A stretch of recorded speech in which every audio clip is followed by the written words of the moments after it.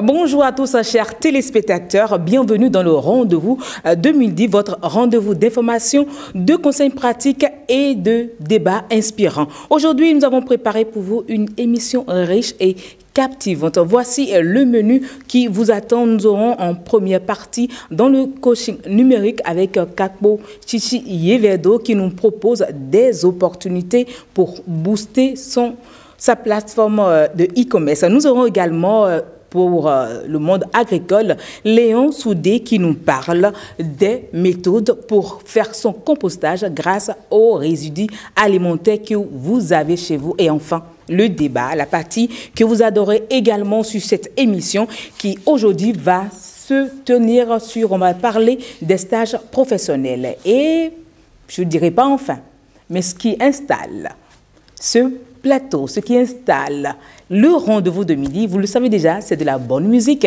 Et je vous invite à écouter cette musique qui nous installe dans l'ambiance festive. Allons.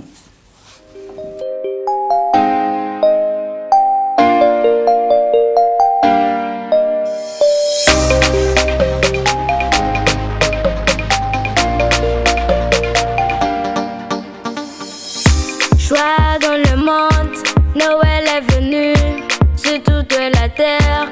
Noël est venu à quel bonheur. Noël dans nos cœurs, sur toute la terre.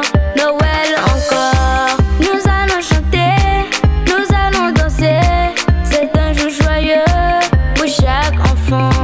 Nous allons chanter, nous allons danser. Garçons et filles, disons ensemble, joyeux Noël. Noël est venu, la la la la la la. Noël est venu, la la la la la la. Noël est venu, la la la la la la. Noël est venu, la la la la la la.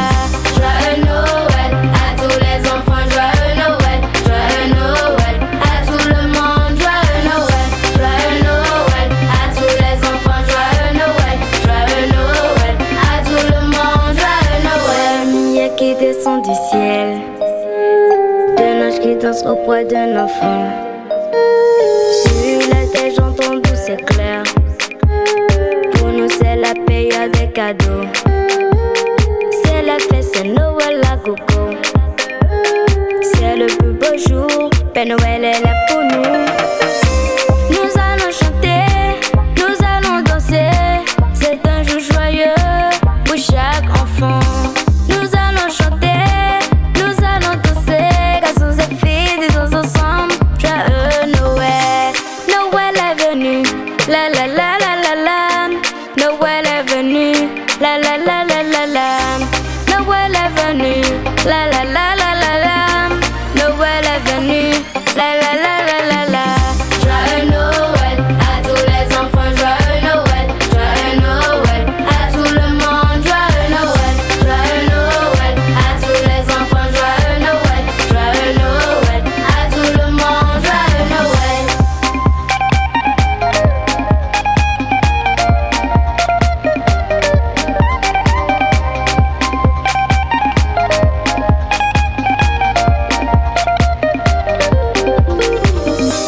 Noël est venu, la la la la la la. Noël est venu, la la la la la la. Noël est venu, la la la la la la. Noël est venu, la la la la la la. Joyeux Noël à tous les enfants, joyeux Noël, joyeux Noël à tout le monde, joyeux Noël, joyeux Noël à tous les enfants, joyeux Noël, joyeux Noël à tout le monde, joyeux Noël, joyeux Noël à tous les enfants, joyeux Noël, joyeux Noël à tout le monde, joyeux Noël, joyeux Noël à tous les enfants, joyeux Noël, joyeux Noël à tout le monde. Et oui, le compte à rebours est lancé pour parents et bout de chou. J'espère que sur ce plateau, mes invités ont pris les dispositions. Je ne vais pas les indexer, mais je sais qu'ils sont là, ils ont entendu. Naya Lawson, comment vous vous portez? Je le porte à merveille. Ça va? Ça va très bien. Vous êtes déjà prête pour Noël? Plus ou moins, puisqu'on n'est jamais prête. Hein? Jamais, en tout cas. Alors, Venus Dossou, comment vous vous portez? Super bien. Je suis Yasmine Damata. Bonjour à tous les... Non, laissez ça. Les jouets pleuvent déjà. On essaie. Bon, passons maintenant au papa. Léon, Oui. les jouets. Ce commerce-là, ce business-là, c'est pour tous les jours pour nous. On est là-dedans. On n'attend pas forcément les fêtes de Noël avant d'acheter des nouveaux. Un bon papa. Ouais, on est dedans. Ça, c'est pour blaguer les enfants. Ah non, c'est pas ça. Alors, le cadeau spécial, parce que lui dit on donne tous les jours, le cadeau spécial Noël. Oui. Monsieur Kakotichi, c'est déjà prêt? C'est en programme encore, la voiture de police. Ah. C'est ce que mon enfant c'est ce réclame qu'il tous les veut. jours. Ah, bon, vous avez déjà un policier en devenir, donc c'est bon. Bref, mais tout à l'heure, on va parler des opportunités pour booster sa page e-commerce. Exactement. C'est dans le coaching numérique.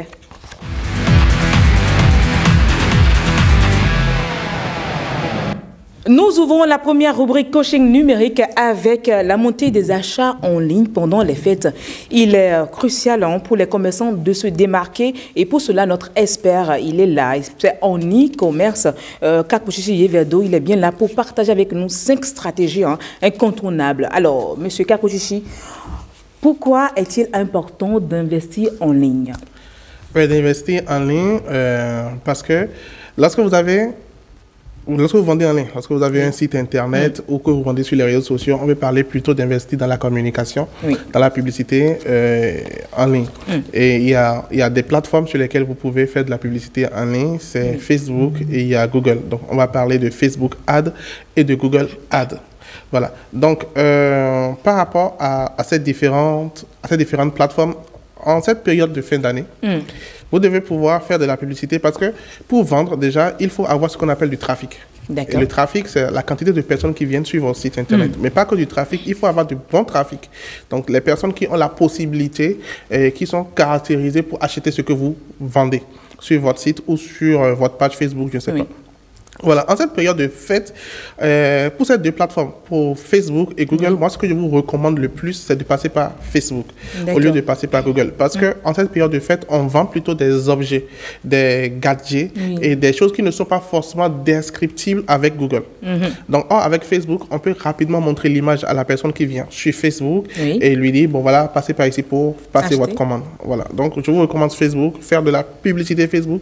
Et il faut dire qu'il y a beaucoup de personnes qui font la confusion entre les posts Facebook et la publicité. C'est pas la même chose. Les posts, c'est gratuit. La publicité, il faut payer le réseau social Facebook. C'est là qu'on parle de booster. Sponsoriser une page. Exactement, sponsoriser. C'est-à-dire que vous payez le réseau social Facebook et il va sponsoriser votre annonce. Donc, il va montrer l'annonce à beaucoup de personnes caractérisées pour acheter votre produit. Voilà. Mais les influenceurs sont aussi plus dans la promotion. Hein? Oui, il y a les influenceurs qui sont dans la promotion. Vous pouvez aussi passer par des influenceurs, mais il faut faire très attention pour ne pas se faire gruger. Comment? Oui, il y a influenceur dans influenceur. Déjà, c'est quoi un influenceur? Un influenceur, c'est la personne qui est sur les réseaux sociaux, qui a un compte sur les réseaux sociaux et qui s'adresse à beaucoup de personnes et qui a la possibilité de faire à ces personnes-là, qui sont son audience, des choses que lui, il trouve intéressantes. Il peut, par exemple, organiser une cagnotte de dons et récupérer chez ces différentes personnes de plusieurs millions pour une cause que lui trouve noble. Et si ces personnes le font, c'est que ces personnes sont influençables par lui.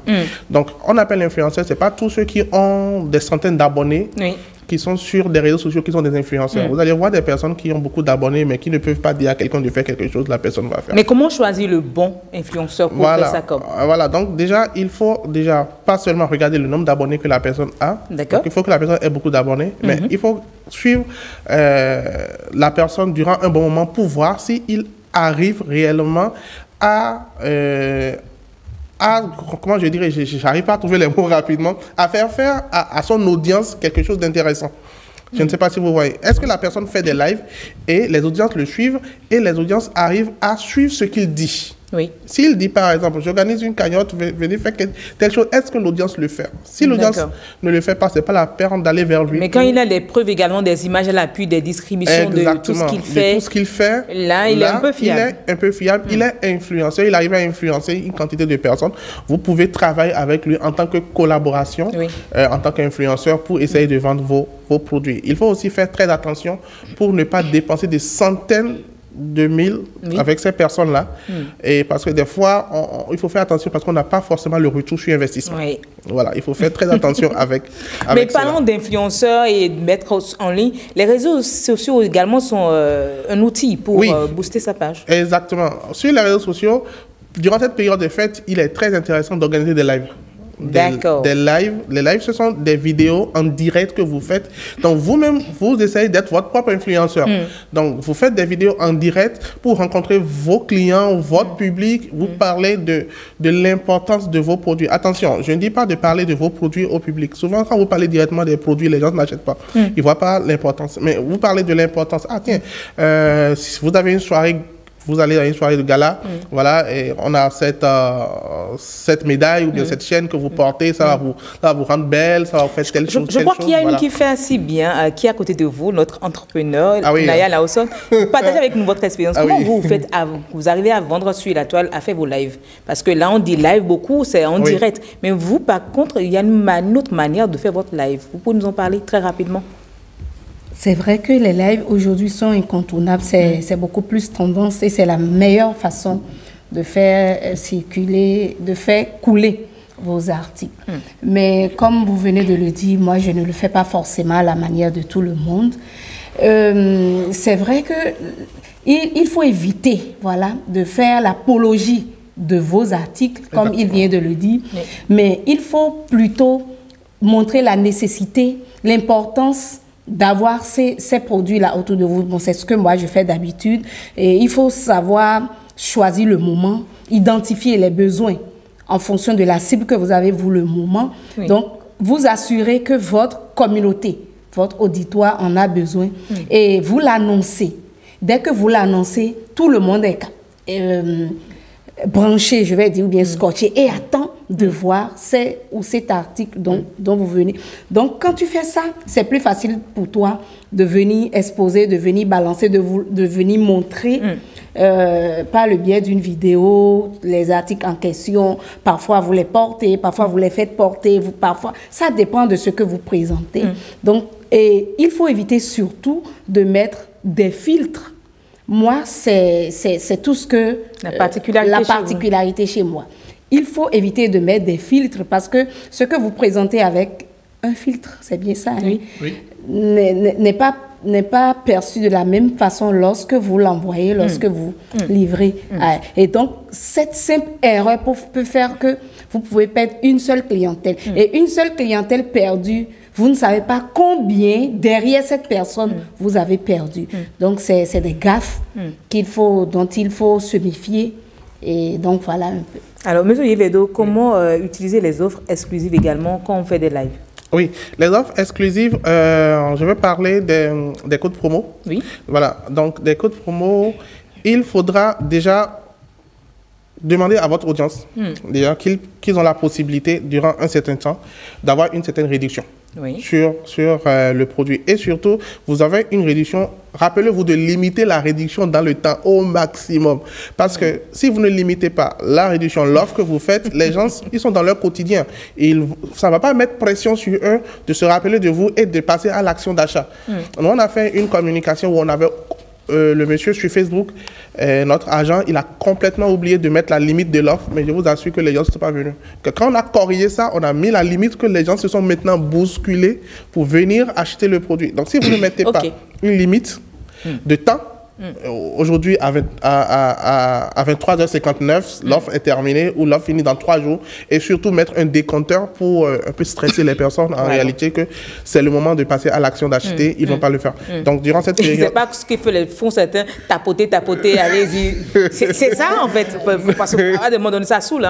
Non, mais le truc de tapoter, ça, c'est pas sur Facebook. C'est TikTok qui a amené ça, cette affaire-là. Tapoter l'écran. À un moment donné, l'écran va se... En fait, quand vous tapotez l'écran, l'algorithme de TikTok permet de montrer le live à beaucoup plus de personnes. Ça veut dire que vous êtes en train d'aimer le live. Pardon. Maintenant, il y a bizarrement un petit appareil qu'on branche sur le téléphone. On appuie et l'appareil tapote. Ah bon? Oui. Encore. En tout cas, on ne fera jamais le voir avec les inventions de l'intelligence artificielle. Ok, maintenant, vous nous parlez également des CEO. Oui, SEO, c'est le référencement au niveau de ceux qui ont des sites internet, d'accord? C'est le référencement naturel. Bon, le référencement naturel, c'est quelque chose qui se fait pendant un bout de temps. C'est pas à la fête maintenant, ou là où, quand on veut vendre, qu'il faut faire le référencement naturel. Non, le référencement naturel, c'est toutes les techniques que vous mettez en place pour que les moteurs de recherche tels que Google, Bing et tous puissent très rapidement montrer votre site internet lorsque quelqu'un recherche un des produits que vous vendez. Donc, si, par exemple, vous vendez des chaussures et que la personne va dans Google, tape chaussures au Bénin, achat de chaussures, vente de chaussures au Bénin, votre site devrait apparaître dans les premiers résultats de Google. Donc, ça, c'est le référencement naturel. Et pour le faire, il y a des techniques. Il faut déjà, au niveau de son site internet, avoir de la notoriété, c'est-à-dire aller voir d'autres sites internet, d'accord, et demander à ces autres sites internet de publier des articles pour votre site internet. C'est-à-dire, je vais voir un site internet, un annuaire, d'accord, un annuaire ou n'importe quel autre site internet et je leur envoie des articles. Et je leur dis, publiez-moi ces articles écrits, donc du texte écrit qui parle de mon site internet et faites un lien vers mon site internet. Plus vous le faites, je suppose que 100 sites internet parlent de vous, votre site internet, et fait des liens vers votre site internet, alors vous gagnez en notoriété et là, Google va vous mettre en avant. Et c'est très important pour pouvoir vendre sans faire de la publicité. D'accord. Voilà. Donc vendre sans faire de la publicité. Est-ce que Venus Dossou s'y est déjà essayé une fois? Vendre sans faire de la publicité. Est-ce que vous arrivez déjà à communiquer sans faire de la publicité? Bien sûr. Ce que nous avons l'habitude de faire, puisque je suis en communication, c'est plutôt de parler des avantages du produit. Pourquoi, comme Naya vient de le dire, pourquoi c'est si important pour vous d'avoir ce produit? Au lieu de faire l'apologie du produit, parfois ça fait fuir les clients et donc moi j'ai l'habitude de faire ça. Tout doucement, le client consomme sans savoir qu'il est en train de consommer. Ok, d'accord. Alors, d'autres astuces, à part les 5 stratégies que nous venons de citer? À part il y en a encore d'autres. Je crains que non, au moins pour récapituler les 5, parce que les 5 sont vraiment très importants, très utiles pour ces temps-ci. Oui, la première des choses, c'est qu'il faut faire de la publicité. Si vous voulez vendre durant la période des fêtes, donc vous devez avoir un budget publicitaire. Je vous propose de choisir la plateforme Facebook et TikTok. Voilà. Et de laisser pour le moment Google ADS. Voilà. Donc après cela, il faut organiser des lives, rencontrer votre clientèle, parler de l'importance de votre produit pour eux. Voilà, et éviter les filtres surtout, comme l'a dit. Voilà, éviter surtout les filtres parce que ça crée des problèmes. Et il faut être aussi vraiment être à l'aise avec la caméra, parce que moi je suis des lives où la personne franchement n'est pas à l'aise avec la caméra, on dirait qu'elle est un peu timide, c'est pas intéressant. Voilà, à part ça aussi, on a parlé du temps pour la promotion, pour les offres promotionnelles. Il faut forcément mettre une limite de temps et respecter la limite de temps. Si vous dites 23 heures, l'offre expire et que quelqu'un vient acheter à minuit, ne lui appliquez pas la réduction. Soyez ferme là-dessus en réalité. Parce que s'il voulait appliquer la réduction, d'autres personnes vont venir à 1 heure et ainsi de suite. Et c'est pas, on voit que vous êtes strict là. Ne lui appliquez pas la réduction. Donc soyez ferme au niveau de vos limites et mettez la limite de temps pour les réductions en réalité. Donc c'est très important. À part ça, il faut penser au référencement SEO. Bon, je dis, le référencement SEO, c'est pas lorsque vous voulez vendre maintenant qu'il faut penser à ça. C'est quelque chose qui se fait sur la durée, environ 6 mois. Si vous avez un site internet de vente en ligne, optimisez votre référencement SEO parce que ça vous permettra de pouvoir vendre lorsque vous n'avez pas un budget publicitaire. Voilà, donc en résumé, c'est cela. Merci beaucoup, Kakotiti Yeverdo, pour ces astuces pleines de... C'est vraiment intéressant. Merci et beaucoup. opportun pour notre période. Mais on va passer à présent à une autre rubrique qui est Ça pousse.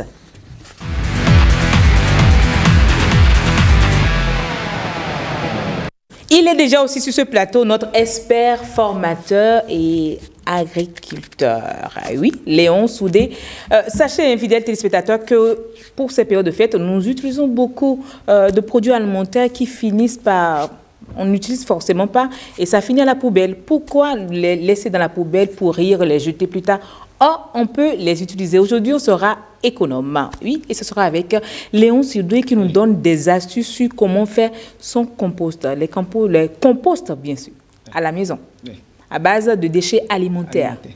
Alors déjà, pour commencer, Monsieur Léon, dites-nous pourquoi vouloir faire des composts avec les déchets alimentaires. Certes, j'ai expliqué, hein, mais dites-nous, vous en tant qu'agriculteur, pourquoi utiliser les déchets alimentaires?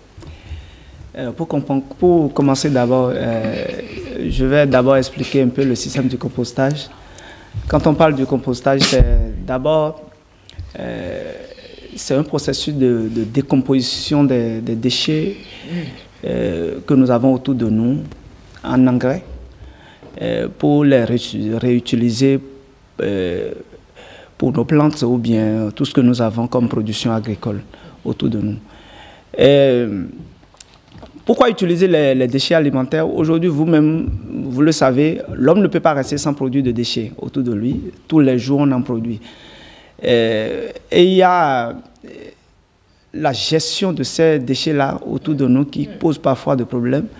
Et pourtant, nous avons l'opportunité de les réutiliser autrement. C'est de là qu'est arrivé le système du compostage, où tous ces déchets-là que nous produisons autour de nous, les déchets alimentaires, qui sont issus des produits agricoles. Nous savons que tout ce que nous consommons, ça vient de l'agriculture.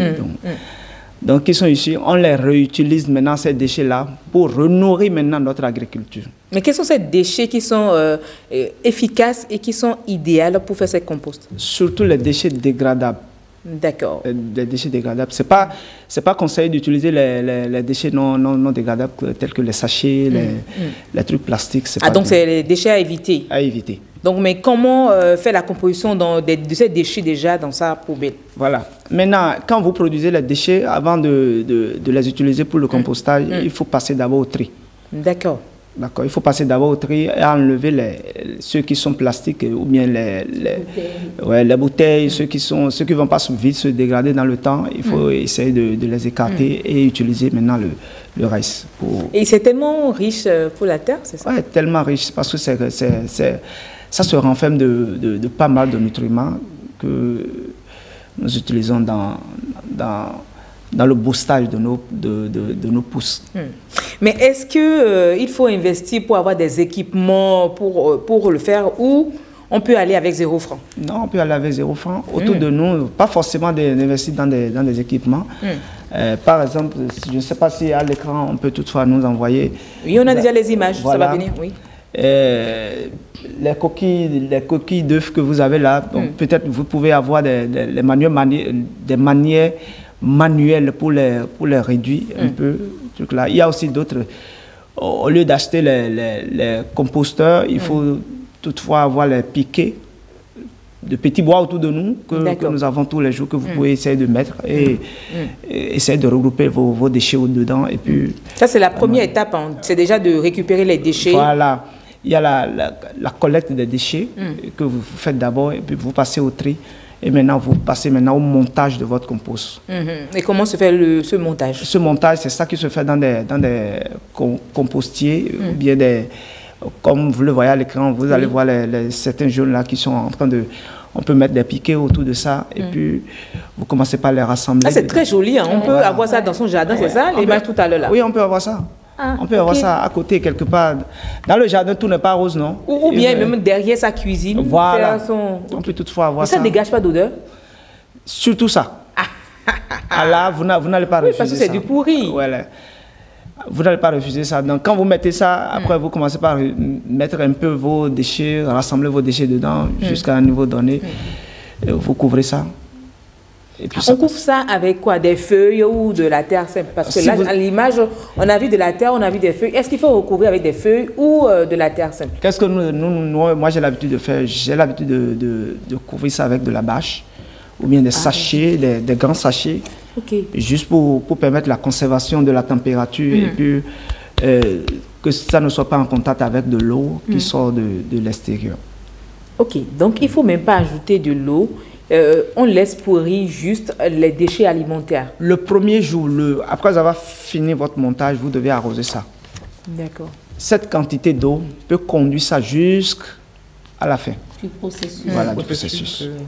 Ça dure combien de temps? Bon, ça dépend du système de compostage que vous avez. Il y a des systèmes de compostage que d'autres font, c'est jusqu'à 6 mois. Non, il faut qu'on reste sur celui des déchets alimentaires. Ce qu'on peut faire à la maison simple. Voilà. En tant que simple ménagère, je veux faire du compost à base de déchets alimentaires. Les déchets alimentaires, bon, ça peut vous prendre jusqu'à 1 mois, 1 mois et demi. Il y a d'autres qui font ça.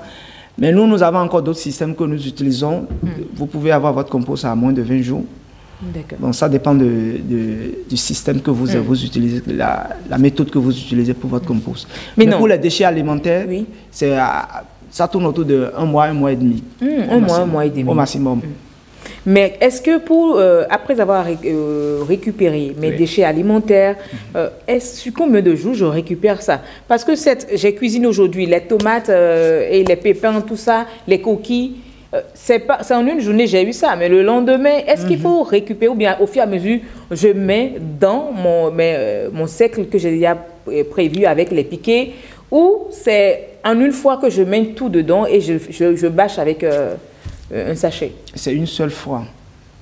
Le premier jour, quand vous décalez les jours, ça agit réellement sur le processus de dégradation. Il y a d'autres qui vont finir leur dégradation, d'autres ne vont pas finir. Et puis, ça risque de fausser votre objectif à la fin. D'accord. Donc, pas besoin de faire une grande quantité. Non, ça dépend de la quantité que vous avez déjà. Peut déjà aider à, comment on dit, nourrir la terre pour votre jardin, votre petit jardin potager à la maison. La petite quantité vous suffit déjà largement. D'accord. Yasmine, j'ai une préoccupation parlant justement de déchets, de compostage. J'ai peut-être un poulailler chez moi, à la maison, derrière ma cour. Bon, j'ai dit, je ne sais pas si c'est vrai, que les excréments de ma volaille, parfois même des excréments d'êtres humains, je ne sais pas si c'est vrai, peuvent servir comme engrais. Je ne sais pas si c'est vrai. Donc, puisqu'on parle de système de compostage, voilà, chaque jour, comme je sais que j'aurai à mettre mes déchets alimentaires de côté et que j'ai un poulailler que je nettoie soit tous les jours, soit tous les 2 ou 3 jours, est-ce qu'au même moment, je peux réserver ces déchets de mon poulailler que je vais associer aux déchets alimentaires? Est-ce que ce n'est pas des déchets alimentaires aussi? En réalité, par exemple, moi, au champ, mon système de compostage que j'ai très souvent, c'est les déchets, les résidus issus de mes récoltes que j'utilise. Mais pour déclencher, en réalité, la dégradation des matières, de la matière verte, j'utilise très souvent la matière sèche et la matière verte pour le faire. Pour déclencher, en réalité, on appelle ça joue, on appelle ça l'activation. D'accord. L'activation, les fientes, on appelle ça les fientes de volaille, ça peut être fientes d'homme aussi, jouent en réalité le rôle d'activateur. Donc c'est aussi très important aussi de les utiliser aussi dans le montage de votre compost. Par exemple, le compost de 18 jours que j'ai l'habitude de faire, c'est très important dedans. J'utilise une très bonne quantité de fientes de volaille dans mon truc. Donc, pour votre compost de jardin, de la maison, vous pouvez y aussi ajouter à ça, juste pour renchérir et juste pour permettre à certaines matières qui ne se dégradent pas vite de prendre l'envol de dégradation. Merci Naya Lanson pour l'apport. Moi, j'aimerais demander quelque chose. Oui. Est-ce qu'il faut mélanger ça avec du sable? Oui, parce que là, on a le sable. Là, on voit un peu du sable. Comment ça se fait? Après avoir monté votre compost, vous laissez ça pendant... ça dépend du système de compostage que vous êtes en train d'utiliser. Il y a l'étape de retournement. D'accord, vous comprenez? Il y a l'étape de retournement. C'est cette étape qui fait en réalité qu'au finish, nous avons un produit qui ressemble réellement à du sable. Ok. D'accord. Okay. Vous comprenez? À force de faire le mélange. Le mélange chaque fois. C'est comme si, je vous donne un exemple, je ne sais pas si vous avez eu la chance de voir les bœufs déposer leurs excréments quelque part une fois. Quelques jours, bien quelques années après, ou bien quelques semaines après, vous allez là, qu'est-ce que vous constatez? Ça devient très dur. Et puis il y a une bonne partie qui se détache. Donc c'est comme ça, c'est un système comme ça qui est mis en place. D'accord? Donc vous n'avez pas besoin d'ajouter du sable. Il y a d'autres qui le font. Ne nous lèverons pas la face. Il y a d'autres matières que moi j'utilise très souvent. J'utilise très souvent de la sciure aussi. La sciure de bois. D'accord. Comme matière sèche. Je crois que c'est ça qu'on utilise souvent pour faire du champignon. Oui, c'est ça qu'on utilise très souvent pour faire du champignon. Non, c'est pas pour faire le feu. La production de champignons. Oui, ce qu'on utilise. On fait avec. Dans la compote, là, c'est ce que les gens utilisent très souvent. J'utilise ça aussi. D'accord, vous allez. Mais là, on est en mode écologie. Voilà. Donc c'est comme ça, j'ai l'habitude de. Vous voyez ça, c'est le bois qui est déjà réduit jusqu'en cendre là, jusqu'à de poudre là. Quand j'utilise ça très souvent, et en plus la matière verte, plus les fientes quand plus d'un peu de cendre aussi, juste pour apporter de calcium à mon truc là. Donc, à la fin, dans quelques jours, quand vous venez là, vous croyez que c'est du sable que j'ai mis là. Ok. Donc, c'est un peu ce système-là qui fait que, à la fin, d'autres croient que c'est de... Mais non, quand c'est prêt, c'est déjà en fait le retournement. Là, c'est chaud, même ça, c'est même de la vapeur. Ouais. Qu'est-ce que c'est de la vapeur? Vous avez chauffé ça? Ça veut dire que la dégradation continue dedans. Si vous voyez... Quand et ça sort de la vapeur, ça sort de la vapeur. La fumée. Parce que quand la dégradation commence, en réalité, ça s'échauffe. De 65 degrés jusqu'à... Bon, ça, c'est pas bien de mettre ça à côté de sa case. Hein. Voilà. Loin, hein. Parce que l'odeur déjà... Nous avons l'habitude de nous amuser très souvent. On va mettre de l'œuf dedans et préparer l'œuf et manger. Ça cuit. Vous avez essayé une fois? Non, c'est juste pour... Il faut essayer. Vous pouvez nous dire. Parce que la température dedans, ça part de 65 jusqu'à 75 degrés. D'accord. Jusqu'à 80 degrés aussi parfois. Donc c'est pour ça, lors du retournement, on ne nous permet pas de faire ça à main levée comme ça. Il faut porter les gants, soit vous faites avec des fourches jusqu'au bout. Mais quand ça sort de la fumée comme ça, tel que vous l'avez à l'écran, il faut savoir que la dégradation continue. Donc il ne faut pas le prendre comme ça et aller l'appliquer à vos plants. D'accord, justement, la dernière étape, c'est comment l'appliquer. Très bien, donc je tombe maintenant sur ça. Donc il faut laisser complètement votre compost se refroidir d'abord. D'accord. Et quand donc on dégage jusqu'à ce que cette vapeur, cette fumée, tout ça part. C'est bien froid. Avant d'appliquer ça. Et pour l'appliquer, pour savoir si votre compost est déjà froid, vous devez avoir la présence de certains macro-organismes comme les fourmis ou bien les trucs là seront en train de circuler dedans. Là, vous savez que... Voilà, donc vous devez savoir que votre compost est déjà prêt à utiliser. Et pour l'appliquer, vous pouvez l'appliquer comme comme apport. Vous pouvez faire de l'apport à vos plants si réellement votre jardin de carottes, de feuilles de laitue. Voilà. On peut l'appliquer par couronne, on peut l'appliquer par épandage, on peut l'appliquer par le café de compost. Donc il y a café de compost, on met dans l'eau et on récupère maintenant l'eau là, on arrose le champ avec. Ah oui, je préfère cette méthode. Donc il y a assez de méthodes qu'on utilise. Et maintenant, ça dépend de la culture que vous avez. Si c'est des cultures de 3 mois, vous devez avoir maintenant un calendrier bien défini pour l'application. Merci beaucoup Léon Soudé pour ces belles explications. J'espère que les téléspectateurs ont pris bonne note et qu'ils essayeront de le faire avec les déchets alimentaires par cette saison de fête où nous cuisinons beaucoup. Oui, nous avons des invités, nous finissons, les déchets sont à la poubelle. Non, ne jetez plus. Passons en mode écolo et ça sera bien pour nous.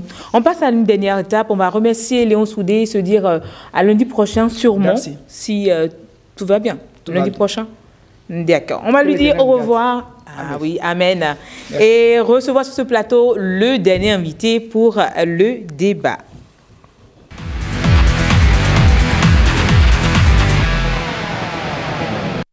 Pour le 3e plateau de ce jour, nous avons notre débat passionnant qui sera sur les stages professionnels. Et pour en parler, j'ai sur ce plateau Naya Lawson qui est notre entrepreneur. Nous avons Kakotichi Yevedo, notre expert en e-commerce, Venus Dossou, journaliste et conseillère en communication. Et enfin, Maurice Zanon qui est directeur du département en charge de suivi et évaluation de la communication à l'Agence nationale pour la promotion de l'emploi, ANPE. Merci. Bonjour à vous à nouveau. Et comme on l'a dit en entame, on va parler aujourd'hui du stage professionnel. Pour commencer, j'aimerais bien savoir et que chacun partage son point de vue. Pour vous, faire un stage professionnel, quels sont les cas que vous connaissez dans un stage professionnel? Oui. Les principaux avantages d'un stage professionnel, dites-nous. Je commence par vous, comme vous avez commencé par prendre la parole déjà. Ok, d'accord. Les avantages et les inconvénients, bien sûr. Non, mais moi, je ne trouve franchement pas d'inconvénients.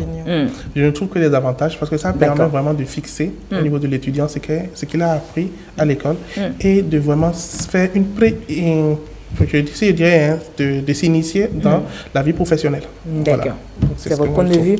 Vénus Dessous, vous, votre point de vue?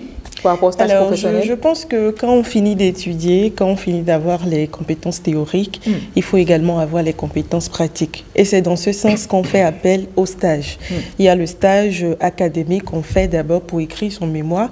Il y a également le stage professionnel qu'il faudrait d'ailleurs faire pour commencer par avoir la main en matière de vos compétences pratiques. Et c'est très important. Ne pas le faire, c'est avoir son CV vide, et quand vous allez quelque part pour présenter votre CV, on va se dire, mais qu'est-ce qu'elle a finalement appris? Vous avez été à l'école. Il y a de ces nouveaux métiers aujourd'hui où on peut vous prendre avec votre stage. Non, avec votre stage académique, ça passe surtout les métiers numériques aujourd'hui. Mais les anciens métiers, il faut nécessairement avoir... Le secrétariat, par exemple. Nécessairement, vous devez faire des stages professionnels. Sinon, vous n'allez pas pouvoir remplir même le travail, registre. Même en tant que pharmacienne. Vous n'allez pas pouvoir remplir le registre. Il faut écrire. Si vous ne savez pas le faire, vous ne pouvez pas le faire. Il faut avoir vu les gens le faire pour pouvoir le faire. Et le stage professionnel, ça aide énormément à savoir se tenir dans le cadre professionnel. Donc chez vous, ça n'a pas d'inconvénient? Non, pour moi, il n'y a pas d'inconvénient. Il n'y a que des avantages de faire un stage professionnel. Il n'y a que des avantages. Naya Laousson, vous êtes d'avis, vous êtes entrepreneur. Dites-nous votre avis. Je pense qu'avant d'être entrepreneur, nous sommes passés dans le milieu professionnel pendant longtemps. Je suis entièrement d'accord avec mes prédécesseurs. Entre ce que nous apprenons à l'école et ce que nous allons faire dans le milieu professionnel, il y a un grand écart, un très grand écart. Et les stages professionnels viennent nous faire toucher du doigt les réalités qui nous attendent en fait dans la vie professionnelle. Il y a même de ces aptitudes qui sont recherchées pour certains emplois que vous n'avez pas forcément lorsque... Un stage académique. Voilà, elle sur les bancs. Et il y a de ces valeurs également que vous acquérez en plein stage professionnel. Ce n'est pas seulement pour aller, voilà, j'ai appris un tel métier, je veux... Il y a tellement d'avantages à aller en stage professionnel. Par exemple, vous êtes quelqu'un de nerveux, de grincheux, mais le stage professionnel vous éduque. Il y a de ces métiers pour lesquels le profil demandé, par exemple, c'est quelqu'un de pondérant, c'est quelqu'un de posé. Mais si tu n'es pas passé par le stage professionnel, comment tu vas savoir? Le stage professionnel vous apprend à vous tenir vestimentairement parlant. D'accord. Parce que vous quittez le milieu estudiantin, ces t-shirts, ces pantalons débraillés, mais ce n'est pas ça la vie professionnelle. Or, au cours du stage professionnel, vous voyez, moi j'ai eu des aînés, ils vous disent, mais ils sont tellement regardants, ils disent, mais non, ce n'est pas ça. Il faut, maintenant vous avez changé de statut, et voilà comment il faut faire. Il y a tellement... Même en tant que stagiaire, c'est ça? Si. Et je pense que si vous êtes humble, on ne va pas en stage pour montrer aux gens qui sont là-bas que nous-mêmes, nous avons appris, maintenant nous savons faire. Non, on y va pour voir faire. D'abord, vous y allez tout humble, dans l'attente d'apprendre davantage pour sortir vraiment grand. Vous en sortirez parfois même meilleur à ceux que vous avez vu faire. Et ceux-là, vous ne savez pas de quoi demain est fait. Peut-être qu'au cours d'un recrutement, c'est ceux-là, vous verrez, mais... Pendant que vous n'êtes pas là, ils vont parler à votre place et dire, mais telle personne. Voilà, nous l'avons vu faire et voilà autant de choses. Maurice Zonou, vous qui êtes à l'Agence nationale pour la promotion de l'emploi, dites-nous, pour l'emploi, voilà, on va y arriver avant la fin de cette émission. Dites-nous, vous qui côtoyez tout le temps ces demandeurs d'emploi, est-ce qu'il vous est déjà arrivé une fois de tomber sur une personne qui n'a jamais fait un stage professionnel et qui souhaite rentrer dans l'entreprise? Comment ça se fait? Tous les jours. Il y a des jeunes qui ne comprennent pas, qui n'ont pas compris que le stage professionnel est obligatoire aujourd'hui. Je voudrais préciser qu'il y a deux types de stages professionnels. Il y a le stage professionnel bénévole qu'on fait sans aucune rétribution et le stage professionnel rémunéré. D'accord. Aujourd'hui, quand on parle aux jeunes de stage, ils ne lorgnent que le stage professionnel rémunéré. Or, le stage professionnel rémunéré, c'est comme de l'eau dans le désert, c'est comme la pluie dans le désert. C'est ce qu'il y a de plus rare. Donc, nous leur conseillons de s'orienter vers les stages professionnels bénévoles.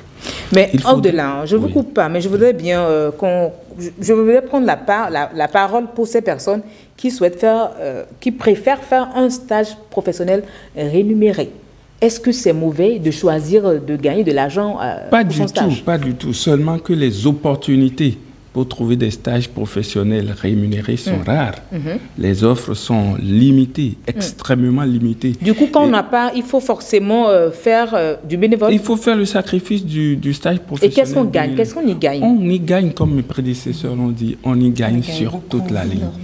Premièrement, quand vous finissez l'université, vous venez avec un diplôme, mais vous n'avez pas le savoir-faire.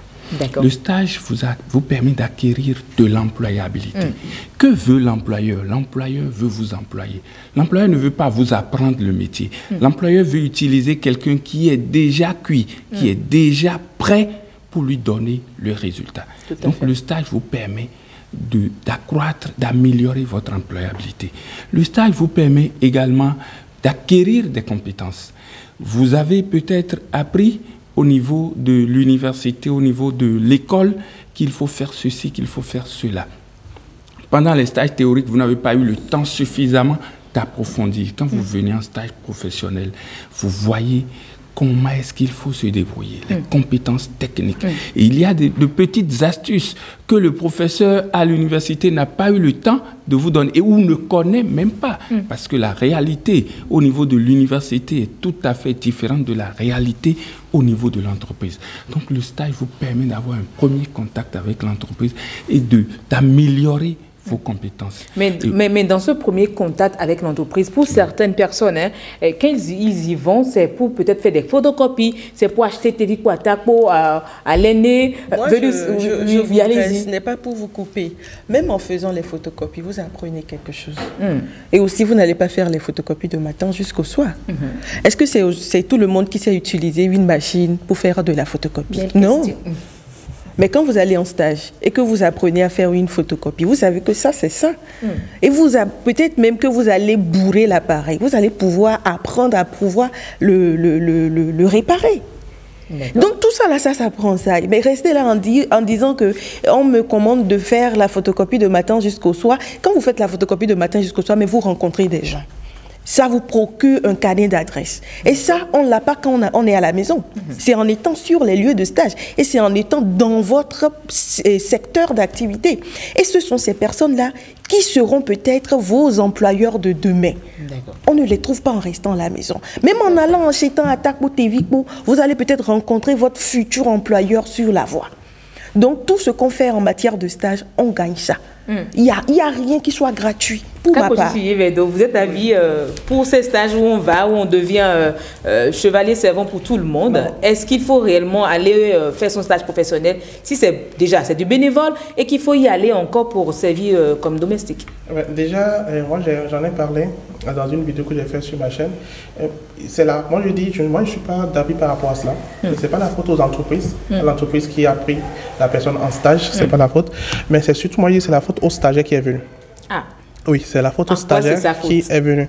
Parce qu'on ne fait pas ça avec tous les stagiaires. Quand tu es stagiaire, tu es venu dans une entreprise et que tu es vraiment dévoué, tu es respectueux et que tu veux apprendre, tu as toujours des personnes qui vont pas te confier d'aller acheter à Takbo Téviquata ou de faire photocopie, mais qui vont te mettre sur des travaux vraiment intéressants. Mais quand vous recevez un stagiaire qui, lui, veut rien faire, déjà même, il vient toujours la mine renfrognée et il ne vient pas à l'heure et tout ça. Quand il vient, il s'assied et il commence par naviguer et il est là.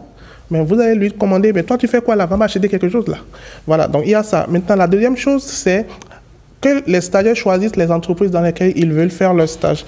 La plupart des étudiants qui veulent choisir des entreprises comme stagiaires, ils vont choisir les grands ministères. Quand vous faites un stage dans un grand ministère, vous voulez qu'on vous commande quoi? Tout est déjà calé. Dans les grandes entreprises, tout est calé.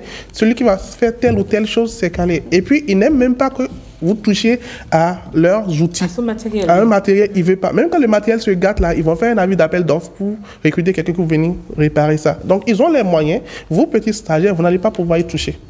Voilà. Mais quand vous faites un stage dans une start-up, une petite entreprise qui est en développement, l'entreprise, elle a besoin de ressources, donc elle va vous utiliser et c'est à ces moments que vous allez vraiment travailler, vous irez sur le terrain, faire des installations, rencontrer des clients et tout ça. Et là, vraiment, vous bénéficiez de votre stage. Mais les étudiants, moi, j'ai remarqué qu'ils n'aiment pas ça. Ils veulent plutôt mettre dans leur CV, j'ai fait stage au ministère de... Voilà. Donc, est-ce que c'est mauvais de choisir de faire son stage dans une entreprise, une grande entreprise de la place pour mettre ça dans son CV?